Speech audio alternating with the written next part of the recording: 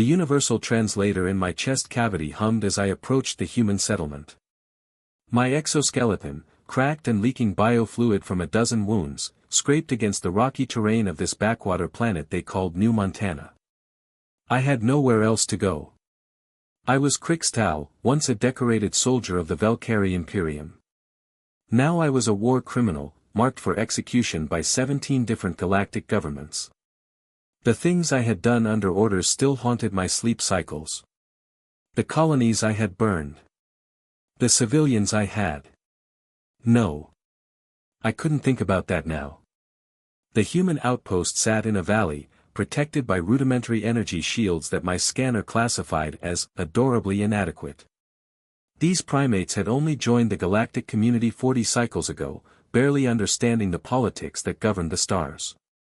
They were weak, naive, and according to every species in the known galaxy, dangerously unpredictable. I had heard the stories. Humans who charged into battle when retreat was logical. Humans who formed emotional bonds with other species for no tactical advantage. Humans who forgave enemies and rebuilt what others would simply destroy. The galaxy called them fools. The galaxy called them soft. That's why I came here. My legs gave out 300 meters from their outer perimeter. I collapsed, my breathing apparatus struggling to process the thin atmosphere. Through blurring vision, I saw figures approaching. Humans, carrying weapons that looked primitive but deadly. I had killed enough to know what they were capable of when provoked. "Don't move," a voice commanded in Standard Galactic. A female, young, with fear in her voice but steadiness in her aim. Surrender, I managed, my translator crackling. I am, war criminal. Marked for death. I have, nowhere else. The humans exchanged glances. One of them, a male with graying hair and scars that marked him as a soldier, stepped forward. His name patch read, Jackson. "Sir, the Galactic Council has a bounty on this one," another human said, consulting a data pad. 3 million credits. It's a Valkyrie enforcer. Says here it participated in the Kepler-7 massacre. My heart sank.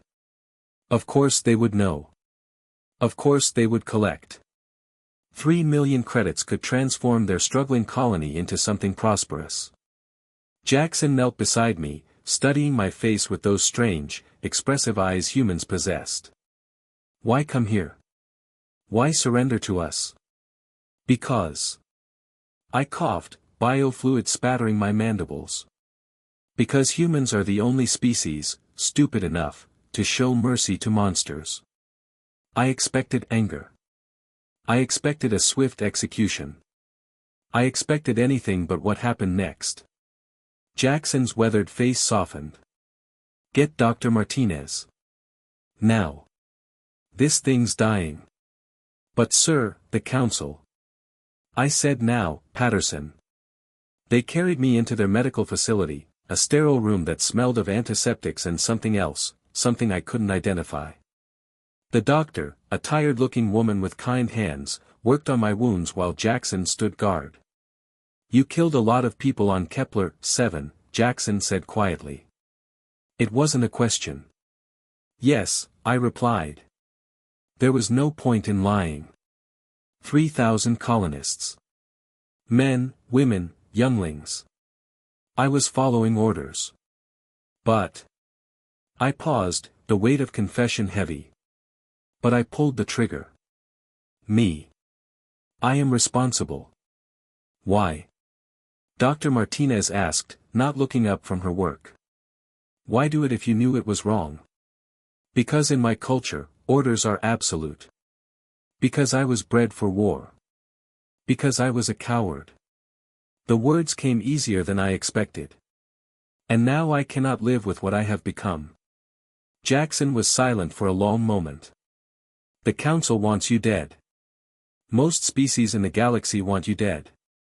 Hell, part of me wants you dead. I know. But here's the thing about humans, he continued, and I heard something in his voice that I had never encountered in any other species. We believe in second chances. We believe people can change. Even when it's stupid. Even when it's dangerous. Even when the whole galaxy thinks we're insane for it. Dr. Martinez finished sealing my largest wound. You'll live. Physically, anyway. Jackson pulled up a chair, his eyes never leaving mine. Here's the deal, Crixtal. You're going to stand trial. A human trial, not a galactic execution. You're going to face every family member of every person you killed on Kepler 7. You're going to hear their pain, their anger, their loss. And if they decide you deserve death, then you'll get it. And if they don't, then you spend the rest of your life making amends. You work. You help rebuild. You become living proof that redemption is possible. He leaned forward. It won't be easy. It won't be quick. And you'll carry that guilt until your last breath. But you'll be alive. You'll have a chance to do better. Tears, actual tears, leaked from my optical organs. In Valkyrie culture, such a display was shameful. But Jackson didn't mock me. He simply nodded. Why? I whispered. Why would you do this? Jackson stood, heading for the door. He paused at the threshold.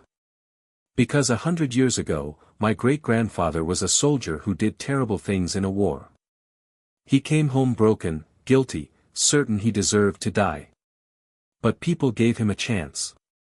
He spent 50 years working with veterans, helping them heal, making amends. He saved more lives in peace than he took in war. He looked back at me, and I saw in his eyes the same pain I carried. Everyone deserves a chance to be better than their worst moment. Even you. Even monsters. Maybe especially monsters. As he left, I understood why the galaxy feared humans. Not for their weapons or their tactics, but for their irrational, foolish, beautiful capacity for forgiveness. They were the only species that looked at a monster and saw the possibility of redemption. They were the only species that would welcome me. And perhaps, if I tried hard enough, I could learn to welcome myself.